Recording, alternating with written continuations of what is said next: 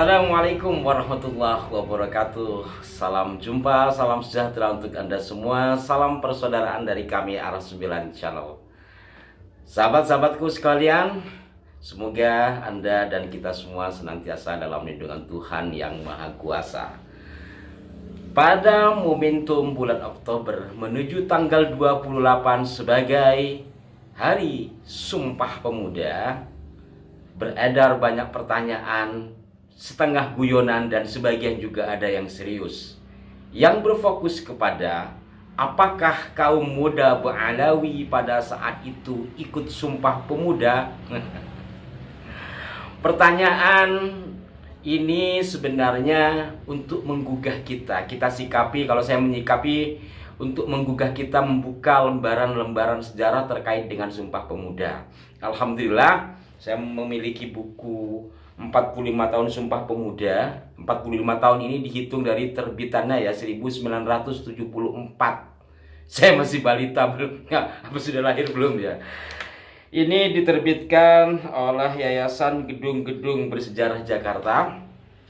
Dan isi dari buku ini sebagian besar ditulis oleh pelaku sejarahnya. Ya, ini diantaranya adalah bukti primer karena yang menulis adalah pelaku sejarahnya. Sebagian juga dikutip dari arsip yang masih tersimpan. Perlu diketahui saudara-saudaraku sekalian bahwa Sumpah Pemuda 1928 pas pada tanggal 28 Oktobernya itu tidak serta-merta seperti itu adanya. Dimulai dari Kongres Pemuda yang pertama dilaksanakan 30 April hingga 20 Mei 1926 yang pada tahun sebelumnya sudah melakukan kerapatan-kerapatan. Jadi istilah pada masa itu rapat, pertemuan, itu bahasa yang dipakai adalah kerapatan. Nah, ini kita biar mengerti. Sekarang menggunakan masa meeting. Kita pakailah bahasa kita yang sudah baku, karena itu anugerah Allah ya. Walaupun dari kerapatan sekarang menjadi rapat, janganlah dirubah jadi meeting, itu bahasa orang sana, biarlah orang sana yang make. Nah, adakah kaum Ba'alawi mengikuti? Tentu saja. Oh ya, kecuali itu juga ada video dari Mbah Yai Mufid, Mbah Mufid Klaten yang sangat berapi-api. Beliau kalau saya simak adalah terah dari Pangeran Semburnyowo. Nah, mengingat Pangeran Semburnyowo, saya teringat kepada cucunya, salah satu cucu beliau yang dimakamkan di daerah Cidahu, Sukabumi, yaitu Kiai Muhammad Santri atau akrab disapa Eyang Santri. Beliau pengikut dari Pangeran Diponegoro untuk melawan Belanda sehingga akhirnya beliau tinggal di sana. Eyang Santri dari beberapa sumber, bahkan dari tulisan tangan putra beliau, itu dikatakan sebagai penyumbang dana terbesar Kongres Pemuda. Entah yang pertama, entah yang kedua ya. Tapi bahwa dari terah bahkan cucu dari Pangeran Semburnyowo ini punya andil besar dalam Sumpah Pemuda. Maka mungkin Mbah Mufid menuruni darah dari leluhur-leluhurnya, memiliki semangat juang yang berapi-api. Baik, saya langsung fokus kepada Kongres Pemuda yang pertama 1926. Walaupun saya tidak baca semuanya ya, saya baca poin-poinnya saja. Ketua dari Kongres Pemuda yang pertama itu orang Madura, namanya Muhammad Tabrani.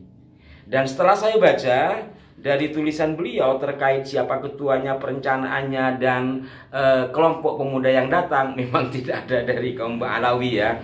Saya bacakan sekilas saja dari tulisan beliau yang diambil dari arsip ya. Beliau memulai dari persiapan-persiapan kongresnya. Pada tanggal 15 November 1925 di Gedung Lux Orientis di Jakarta, hadir Jong Java, Jong Sumatraninbon, Jong Ambon, pelajar Minahasa, Sekar Rukun, dan beberapa peminat perorangan. Dengan suara bulat dibentuk panitia yang mempunyai tugas menyelenggarakan Kongres Pemuda Indonesia yang pertama. tujuannya dalam tanda kutip menggugah semangat kerjasama di antara bermacam-macam organisasi pemuda di tanah air kita supaya dapat diwujudkan dasar pokok untuk lahirnya persatuan Indonesia di tengah-tengah bangsa-bangsa di dunia dan seterusnya.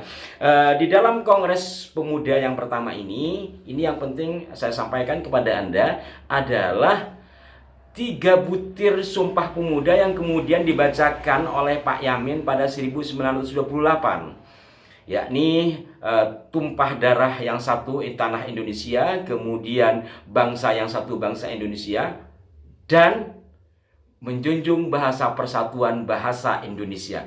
Ini yang sempat alot di dalam rapat pada Kongres Pemuda yang pertama. Artinya kalau bertumpah darah yang satu tanah Indonesia karena memang sama-sama lahir di Indonesia, di sebuah wilayah yang kemudian disebut Indonesia.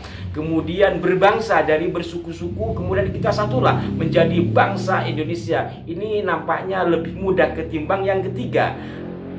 Karena pada saat itu tentu menggunakan bahasa masing-masing. Bahasa yang dipakai secara nasional ya bahasa Belanda. Dan pada saat itu bahasa yang paling mengemuka adalah bahasa Melayu. Biasanya disebut Melayu Pasar ya. Dan Jawa. Pak Yamin cenderung kepada bahasa Melayu. Karena memang kalau menggunakan bahasa Jawa ada kromo inggilir dan segala macamnya mungkin dipandang susah. Maka menggunakan bahasa Melayu. Tetapi bagaimana mungkin menggunakan kata Melayu sementara di 2 poinnya menggunakan kata Indonesia? Disinilah usulan dari Pak Muhammad Tabrani sebagai Ketua Kongres Pemuda yang pertama 1926. Jadi frasa atau peristilahan bahasa Indonesia itu pertama sekali muncul dari seorang bernama Muhammad Tabrani, asal Pamekasan, Madura. Saya jelaskan asalnya bukan karena daerah kelahiran saya, tetapi maksudnya Madura daerah kelahiran saya. Khawatir nanti kayak yang lain-lain ada yang klaim. Siapa yang menyangka bahwa bendera merah putih itu katanya atas usulan Habib Sana? Siapa yang menyangka bahwa Bung Karno sebelum memproklamasikan kemerdekaan pamit dulu ke seorang Habib di Kuitang? Tidak ada yang menyangka kisah seperti itu. Maka perlu disampaikan bahwa pencetus istilah bahasa Indonesia seorang pemuda bernama Muhammad Tabrani asal Pamekasan, Madura. Mudah-mudahan beliau diangkat jadi pahlawan nasional dan mudah-mudahan beliau juga diterangkan alam kuburnya. Beliau seorang yang sangat luar biasa di dalam jurnalistik. Sampai pada akhirnya 1928 beliau tidak bisa mengikuti Kongres Pemuda yang kedua karena beliau sedang melanjutkan pendidikannya di Belanda kemudian di Prancis kalau tidak salah. Itu untuk memperdalam dunia jurnalistik. Nggak mudah orang dulu, bos. Sekarang semua orang bisa jadi penulis berita ya. Baik, kembali lagi. Adakah kaum Ba'alawi seperti di dalam persiapan tadi, Jong Java, Jong Islamitin Bon dan yang lain-lain tidak disebut nama orangnya dan tidak ada juga persatuan kaum Ba'alawi muda, nggak ada. Tapi apakah ada perorangan yang masuk di dalam anggotanya? Tentu saya tidak tahu. Karena disebut nama-nama kelompok pemudanya. Kemudian kita merujuk kepada 1928.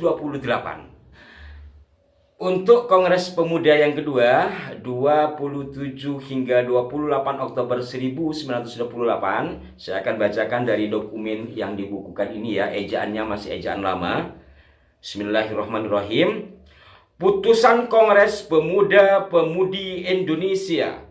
Kerapatan Pemuda-Pemuda Indonesia diadakan oleh perkumpulan-perkumpulan Indonesia yang berdasarkan kebangsaan dengan namanya Yong Java, Yong Sumatera dalam kurung Pemuda Sumatera, Pemuda Indonesia, Sekar Rukun, Yong Islamitin Bon, Yong Selebes, Pemuda Kaum Betawi, dan Perhimpunan Pelajar-Pelajar Indonesia. Membuka rapat pada tanggal 27 dan 28 Oktober tahun 1928 di negeri Jakarta. Sesudahnya mendengar pidato-pidato pembicaraan yang diadakan di dalam kerapatan tadi, sesudah menimbang segala isi-isi pidato-pidato dan pembicaraan ini, kerapatan lalu mengambil keputusan. Pertama, kami putra dan putri Indonesia mengaku bertumpah darah yang satu, tanah Indonesia. Kedua, kami putra dan putri Indonesia mengaku berbangsa yang satu, bangsa Indonesia. Ketiga, kami putra dan putri Indonesia menjunjung bahasa persatuan, bahasa Indonesia. Setelah mendengar putusan ini, kerapatan mengeluarkan keyakinan atas ini wajib dipakai oleh segala perkumpulan kebangsaan Indonesia. Mengeluarkan keyakinan persatuan Indonesia diperkuat dengan memperhatikan dasar persatuannya. Yang pertama, kemauan, sejarah, bahasa, hukum adat, pendidikan, dan kepanduan, dan seterusnya. Kilasan saja untuk mengingat betapa para pemuda 1926-1928 begitu guyup rukun bersatu dari segala lapisan tanpa mempersoalkan ia berasal dari mana, agamanya apa, bersatu padu demi tujuan yang satu, yakni Indonesia merdeka. Jadi kalau dibaca sepanjang buku ini, tujuannya adalah kemerdekaan Indonesia. Kemerdekaan akan dicapai apabila terjadi persatuan. Persatuan beberapa syarat diantaranya satu rasa, satu keyakinan, satu bahasa. Ini penting karena itu alat komunikasi. Dan satu diantaranya adalah sejarah. Maka kalau saat ini banyak pembelokan sejarah, itu kewajiban kita bersama untuk meluruskannya semampu kita. Nah, kembali lagi kepada pertanyaan awal, adakah kaum Ba'alawi, pemuda Ba'alawi? Tentu dari sejumlah kelompok organisasi tadi, kami tidak tahu satu persatu apakah ada di antara umpamanya Yong Java, Yong Islamitin Bon, Yong Sumatranin Bon, pemuda Silebes, pemuda Indonesia, Perhimpunan Pelajar Indonesia. Apakah di dalamnya ada kaum Ba'alawi? Tentu saya tidak tahu, maka saya tidak bisa menjawab secara personal. Apabila mengacu kepada yang dilakukan oleh Pak Abdurrahman Baswedan, kakeknya Pak Anies Baswedan, dengan membentuk atau membuat Sumpah Pemuda Kaum Muda Arab pada 1934 yang terinspirasi dari Sumpah Pemuda ini, maka sangat dimungkinkan pada saat itu tidak ada dari kalangan orang-orang Arab Hadramawt ataupun dari Ba'alawi yang ikut dalam Sumpah Pemuda 1928 ataupun 1926. Dan di buku ini juga ada tulisan langsung dari Pak Abdurrahman Baswedan terkait dengan Sumpah Pemuda kalangan Arab tersebut. Demikian para pemirsa sekalian, mudah-mudahan bermanfaat. Mohon maaf jika ada kekeliruan dan dapat memotivasi kita untuk tetap menjaga kemurnian sejarah semampu kita. Sampai jumpa. Wassalamualaikum warahmatullahi wabarakatuh.